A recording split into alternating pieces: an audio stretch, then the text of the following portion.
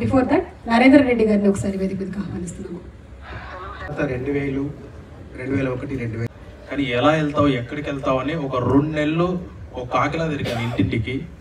అప్పుడు మా అమ్మ సీరియల్ చూస్తుంటే అప్పుడు ఫెడరేషన్ వేదిక మీదకి రావాల్సిన ప్రొడ్యూసర్స్ కౌన్సిల్ మెంబర్స్, ప్రెసిడెంట్ అనే ప్రోగ్రాం లేకపోతే ఒక శేఖర్ మాస్టరు, ఒక జానీ మాస్టర్, ఒక రఘు మాస్టర్, ఒక హానీ మాస్టర్, అలాగే రమేష్ మాస్టర్ కూడా డీ చేశాడు, వాడు సక్సెస్ లేదు.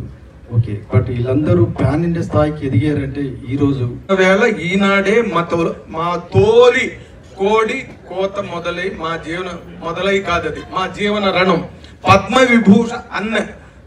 పద్మవిభూషణ్ అణ ఇలాంటివి రామోజీరావు అస్సలు ఆత్మీయమైన వాతావరణం కనిపిస్తున్నది. మనసు ఆగ్రీభూతం అవుతుంది ఈ సందర్భంగా. కాకపోతే ఇక్కడ కనుక రామోజీరావు గారు కనుక ఇక్కడ కుర్చీ వేసి కూర్చున్నా, లేకపోతే రామోజీరావు బతికున్నప్పుడు ఈ ప్రింట్. అందరికీ నమస్కారం అండి. నేను గుడివాడ, వారి గ్రామం తర్వాత మా ఊరు గుడివాడ. ఎప్పుడు వెళ్ళినా శశాంక్ గారు.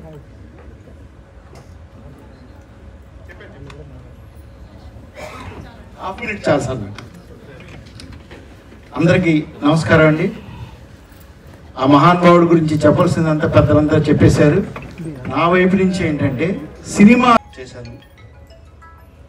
అయితే నేను దగ్గర నుంచి ఈ గొప్ప వ్యక్తి గురించి ఒకటి చూసింది ఏంటంటే, నేను భాగవతం చేస్తున్న టైంలో మన రిటర్న్ 5 మినిస్టర్ గారు ఫిలిం సిటీకి వచ్చారండి. ఆ టైంలో నాకు పిలిచి మంచి అవకాశం ఇచ్చారు మా ఈటీవీ ప్రభాకర్ గారు.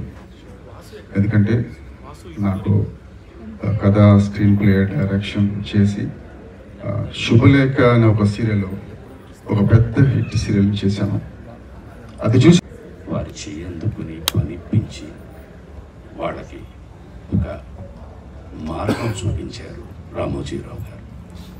మనం ఎవరి దగ్గర చేజాపక్కర్లేకుండా దీంట్లో ఉన్న వారి ప్రతిభని డెఫినెట్గా మనం గుర్తించవలసింది ఏంటంటే, కళాకారుల్లో కానీ టెక్నీషియన్స్లో కానీ. బాబు గారు పాట రాశారు, ఈరోజు వర్క్ చేశారు. థ్యాంక్ యూ బాలాజీ, మన రాము కీబోర్డ్ ప్లేయర్. 2 నిమిషాలే ఉంటుంది పాట. ఒక్కసారి అందరు లేచి నుంచండి, ఇదే మనకి ఇవ్వాలి. Song play. ఈ భగవంతుని పంపించి మనందరికీ ఈటీవీ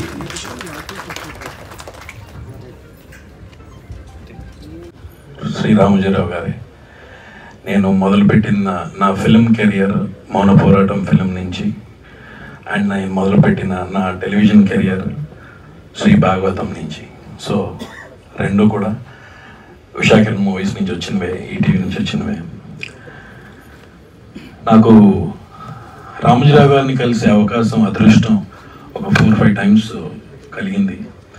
ఈ 4-5 టైమ్స్ కూడా నేను ప్రతిసారి ఏం తెలియక, అంటే even before Ramoji film city was opened, అక్కడ చిన్నగా ఇంకా మొక్కలు నాటుతున్న టైం నుంచే మేము షూటింగ్లు చేసుకుంటూ వచ్చాము అని.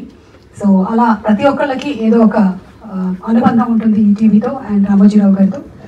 పవిత్రంగా భావించినప్పుడు మాత్రమే భావితరాలకి స్ఫూర్తిదాయకంగా ఉంటాం మనం. నేను అదే ఇక్కడ చెప్పదలుచుకున్నాను. ఆ మహానుభావుడికి నివాళులు అర్పించడం కాదు, మనమందరం స్ఫూర్తిగా తీసుకోవాలి. ఎంత స్పెషల్ లెటర్ రాశారు.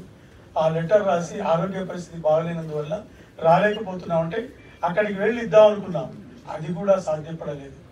కానీ ఇవాళ తెలుగు వాళ్ళ, ప్రతి తెలుగు వాళ్ళు భారతదేశంలోనే కాదు విదేశాల్లో ఉన్న తెలుగు వాళ్ళ